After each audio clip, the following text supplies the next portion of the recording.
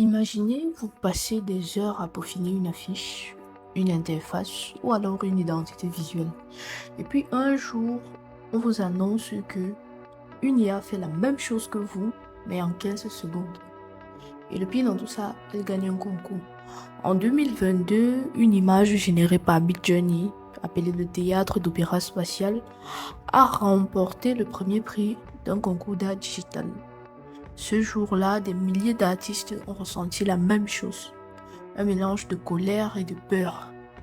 Ils se sont posés ces mêmes questions-ci. Est-ce que ça veut dire que la machine est plus créative que nous? Est-ce que nos métiers en tant que designers seront en danger? Ou est-ce que cela représente le début d'une nouvelle façon de créer? Bienvenue dans Ikari Talks, le podcast où on explore les vrais défis du design sans filtre. Ici, on parle de créativité, de stratégie et surtout de l'humain derrière les pixels. Et pour ce premier épisode, on attaque vraiment un sujet brûlant, l'IA et la créativité. Est-ce un collaborateur ou un concurrent? Et pour en parler aujourd'hui, j'ai le plaisir d'accueillir un invité très spécial.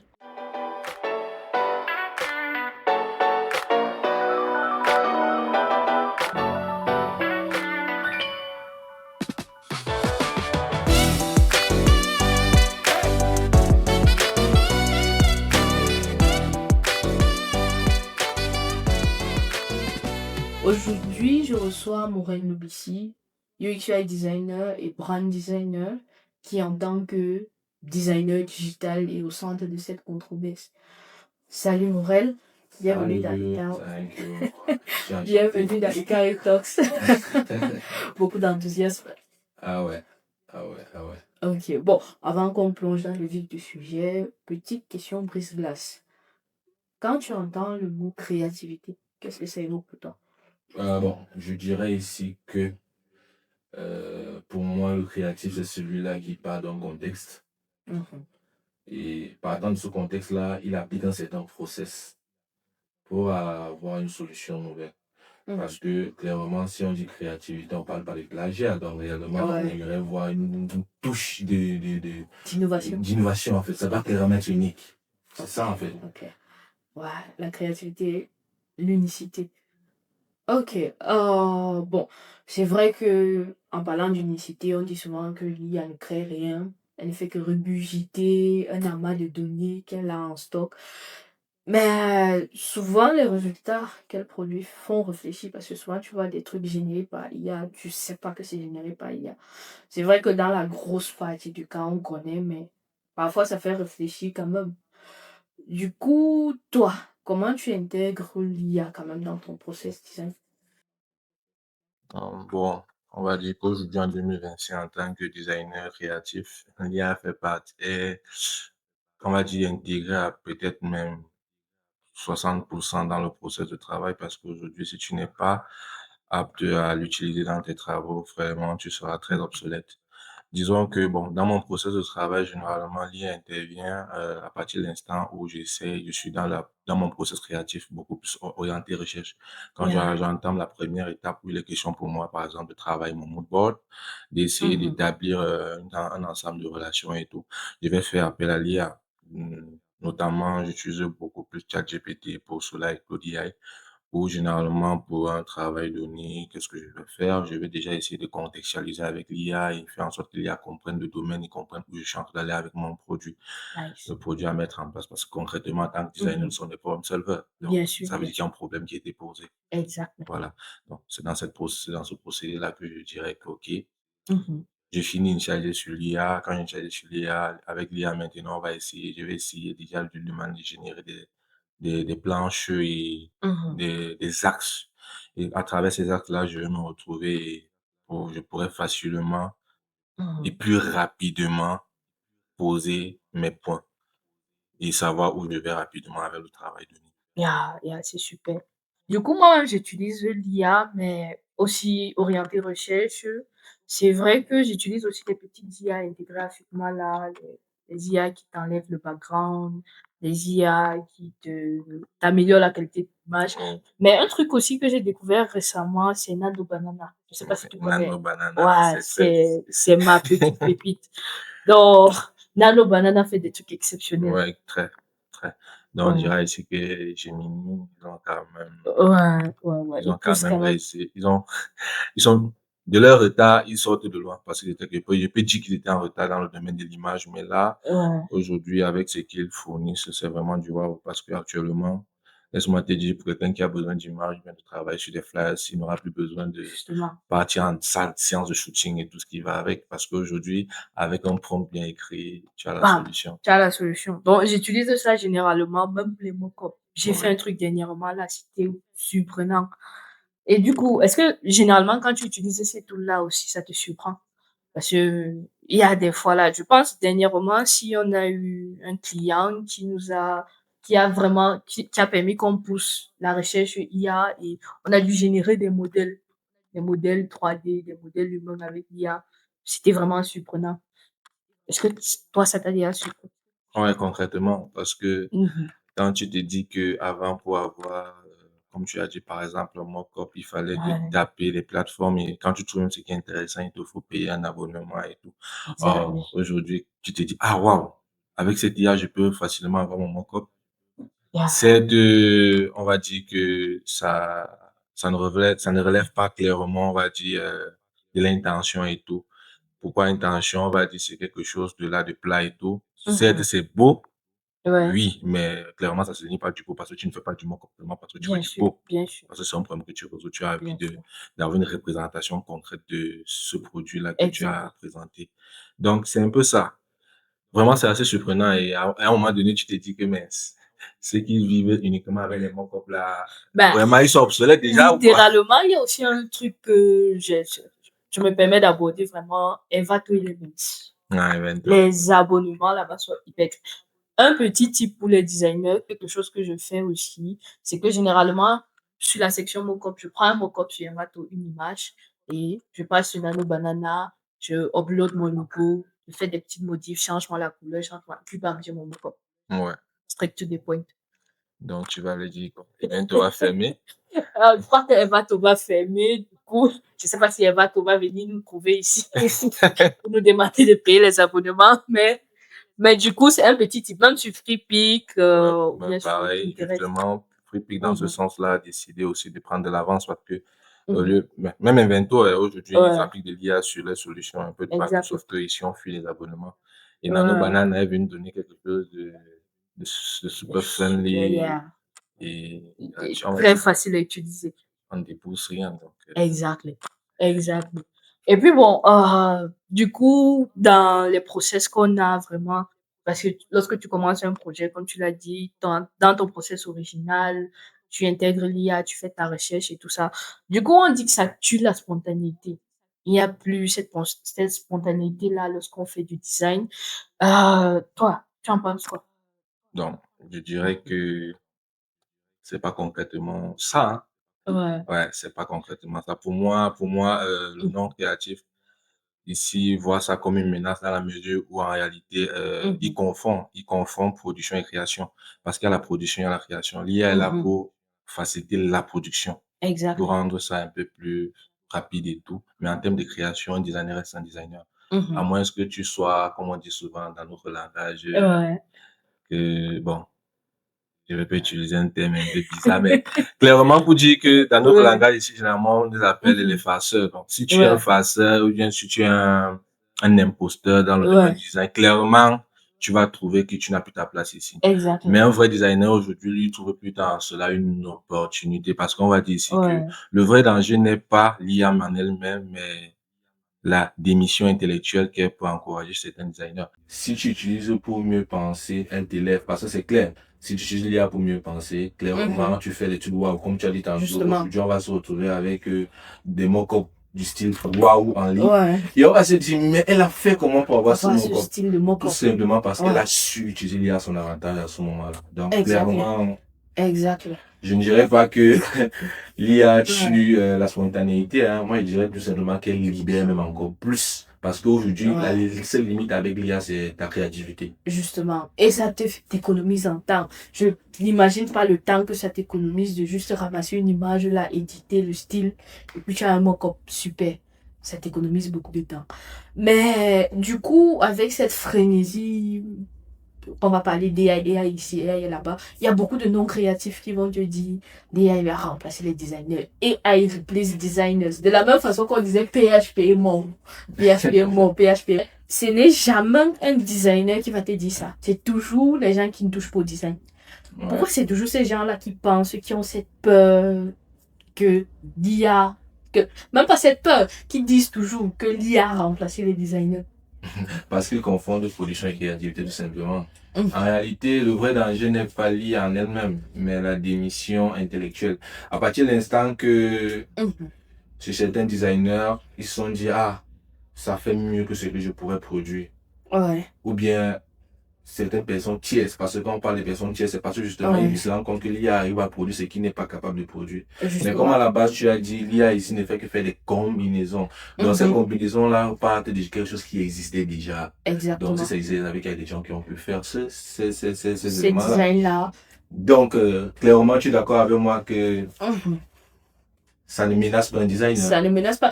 Et aussi, il faut vraiment aborder l'aspect solutioning des problèmes. Parce qu'on dit souvent, oui, l'IA. Mais en termes IA, il y a ce qu'on appelle la sensibilité. L'IA manque de sensibilité. Est-ce qu'elle est capable de comprendre le désir humain de bout en bout, de telle sorte qu'elle le solutionne entièrement? À aucun moment. À aucun moment. Tout simplement parce que ici, l'IA ne va juste te permettre que d'avoir des axes. Il te permet d'avoir des axes. Mais toi, en tant que décideur, parce que le designer ici, face à l'IA, il prend le rôle de décideur. Parce que, pourquoi il prend le rôle de décideur? Parce que ici, c'est lui qui connaît clairement quel est le problème que le client pose, l'état émotionnel à atteindre à ce moment-là. Parce que un designer qui résout les problèmes, il fait de la communication, c'est de la psychologie qu'il applique, c'est la sociologie qu'il applique. Donc, à ce moment-là, lui, il est plus là comme quelqu'un qui, ok, je maîtrise clairement le besoin de mon client. Je l'ai étudié, je l'ai compris. Aujourd'hui, je me sers de l'IA juste pour avoir une solution qui correspond aux besoins qu'il essaie de résoudre. Ok. Ouais, c'est super. C'est vraiment super parce que beaucoup de gens ne se focalisent pas sur cet aspect solutioning là. Et bon, comme la plupart des designers, comme on dit, l'IA ne va jamais remplacer le designer parce qu'il ne va jamais comprendre ce que le client veut. En fait, il ne va jamais dégager l'émotion du client à ce moment précis là. Ou bien la frustration. C'est pas en étant frustré que tu génères un truc avec l'IA. Jamais de la vie.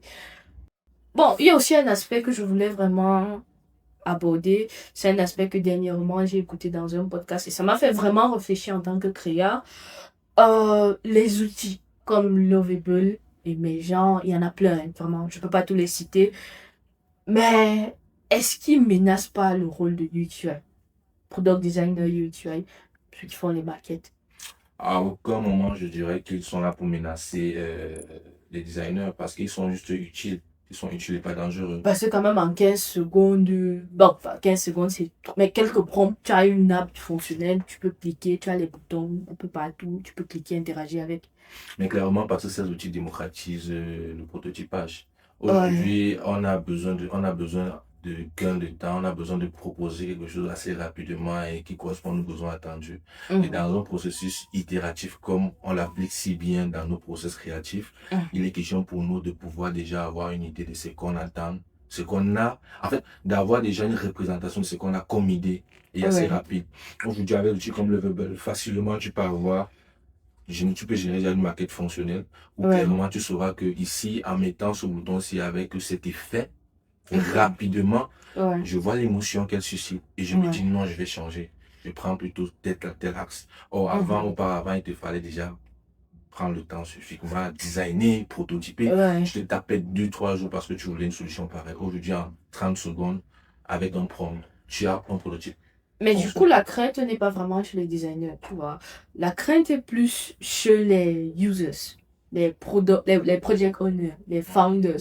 Ces gens-là qui peuvent directement aller sur ces outils-là. Parce qu'il y a déjà cette psychose et cette mentalité que les gens ont que bon, pourquoi est-ce que je vais payer un designer UX, UI, je vais payer un développeur pour qu'ils viennent faire quelque chose que je peux faire avec le web. Ces outils-là, quand même, je les ai testés. Je pense que j'ai pris 2-3 semaines. Particulièrement Lovable, vraiment, j'ai payé des crédits, je suis allée, j'ai testé Lovable et j'ai été surprise quand même. Faut être honnête, en tant que designer, j'ai été surpris.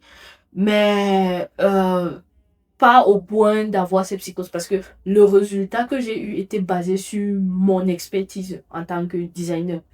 Tu vois, je ne pense pas qu'un utilisateur lambda peut générer des flows assez réfléchis, assez Justement, matures. c'est où je voulais en venir en Ouais. réalité, parce que dans l'utilisation de l'outil, il ne faut pas qu'on se mente. Ouais. On parle de prompt, mais réellement, si tu n'es pas pour générer un prompt concernant une maquette donnée et tout, Ouais. si tu n'es pas du domaine et tu ne sais pas clairement quel mot utiliser et dire à l'IA les deux, je veux, en réalité, il ne pourra pas t'offrir Et cela. même les flows. Parce Réellement. que les flows là vont aller dans tous les sens.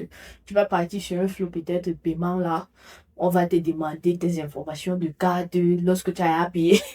Tu vois clairement qu'à ce Ouais. niveau-là, il remplace les tâches sans valeur ajoutée. Ouais. Parce que, Les comme tu as flows de dit, paiement. le flot de paiement, c'est le flot de paiement. En réalité, ça n'a pas de change valeur pas. ajoutée à ce moment-là. Ouais. Mais à partir de l'instant que tu as besoin de quelque chose assez spécifique dans ce flot de paiement-là, tu es d'accord avec moi que ça devient différent. Non, ça devient différent. Et c'est pas n'importe qui est capable de mettre cela en place là, à ce moment-là. Exactement. Il faut une réflexion. Assez poussée. Ouais. Oui.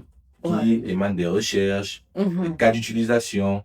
Donc, à ce moment, c'est le travail de qui? De monsieur le designer. Et justement. Donc, si tu ne te retrouves plus en train de dessiner clairement une maquette de bout en bout, mais que tu te retrouves en train de générer des maquettes qui font le même travail que tu faisais avant avec le bout en bout là, maintenant à moins de 2 jours. Clairement, tu es le design, tu deviens le fameux designer star. Parce que pour une entreprise, pour un client qui est pressé, qui a besoin d'une solution. C'est super. C'est super. Il a trouvé son meilleur designer. Yeah. Lui, c'est limite à ce niveau, il n'a plus rien d'autre à prouver à quelqu'un. Justement. Mais petit tool aussi, petit tip pour les designers, il y a un tool Relium.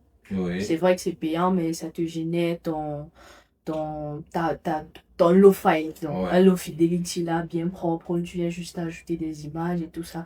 C'est vrai que de nos jours, avoir des sites web avec les lorem ipsum, tu vois que c'est chaud. C'est chaud parce que c'est un sacrilège. En 2025, un designer qui se retrouve avec du lorem ipsum sur ses maquettes, vraiment, il doit revoir beaucoup de choses. Et puis les images. Les clients. Là-bas, c'est très grave. Parce que, en réalité, un designer ne doit plus avoir d'excuses aujourd'hui à se dire que j'attends les images venant de tel client. Ouais. J'attends le texte venant de tel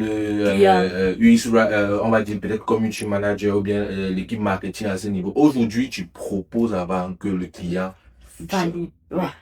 C'est ça. Clair. C'est clair. Propose d'abord. Il y a les tools pour ça. Ça te fait ça en quelques minutes. Même intégré à Figma, tu viens juste de... Et c'est ce qui est marrant parce qu'aujourd'hui avec Figma, tu n'as besoin de sortir Figma pour générer une image de Figma. Je t'assure. Aujourd'hui, tu es en train de travailler par exemple sur un dashboard qui doit prendre une liste d'élèves.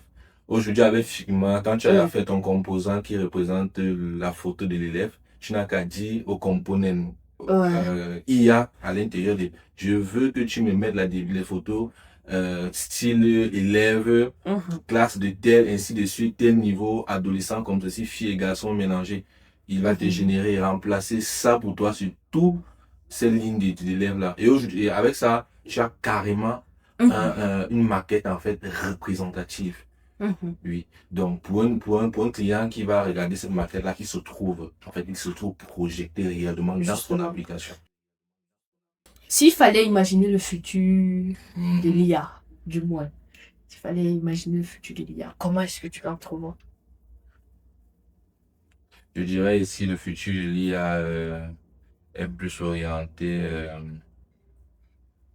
on va dire, adaptatif. Parce qu'en fait, les interfaces s'ajustent à chaque personne. Le futur de l'IA, il est déjà là, il a sa place. No problème. Ouais. Projetons-nous un peu plus loin, tu vois. Là, on est en 2025, en 2030, parce que une année tech, c'est peut-être, une année normale, c'est 10 ans de tech. Tu vois, partons 2030, 2035. Est-ce que l'IA ne deviendra pas une sorte de, le designer du monde ne deviendra pas une sorte de coach créatif? Des dictateurs. On va dire ici, le mot pour moi à ce niveau, ce sera plus un chef d'orchestre parce que son travail ne se limitera plus à... En fait, son travail sera plus orienté à dire, il me faut tel, je récupère ici, et toi fais ça avec ses outils.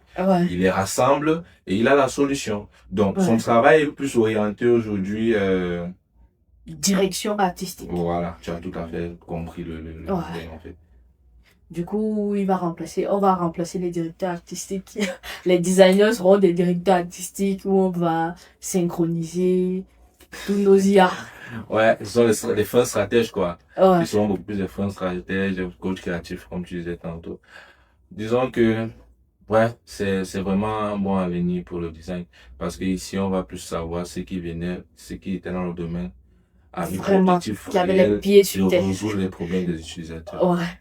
Ouais, qui Parce avait les pieds que sur terre. on fera clairement la différence Entre celui qui problem solver, designait de beau et puis celui qui résolvait et les celui qui problèmes. était là pour l'exécution, donc le travail était d'exécuter. Exactement. De voir ici, il a vu un flyer, c'est pas calqué comme ils sont champions là d'ailleurs. Ouais. Il calque à la lettre. Qu'est-ce qu'il fait là-bas, c'est de Il change changer les la mots. couleur et puis Les il mots change qu'on a les mots. demandé, qui a demandé de mettre, ils vont s'éteindre clairement. Parce Ouais. que de nos jours, même les flyers, on arrive déjà à les générer, certes, on n'arrive pas à Mhm. générer des flyers à un certain niveau. Parce que les IA ne sont pas encore poussées. Bien Mais sûr, en bien sûr. 2030, ces IA Ce pourront sera tout à bien faire cela. possible. Donc, Il faudra juste exécuter. Et c'est quand même frustrant d'utiliser les IA. Il faut parfois y aller même à plusieurs prompts pour avoir un très bon résultat. Mais bon, le métier de prompt engineer est né. Donc, ceux qui ne Ouais. se trouvent pas d'un côté pourront déjà aller dans ce sens-là. exact. Et devenir des prompt engineers. Vraiment, c'était un super échange. Merci beaucoup, Morel. C'était un vrai plaisir de discuter avec toi. J'ai appris plein de choses. Et puis bon, Et j'espère que nos partagez. auditeurs aussi. Si tu aurais un conseil à donner à un jeune designer qui hésite à utiliser l'AI dans son process design, ce serait lequel?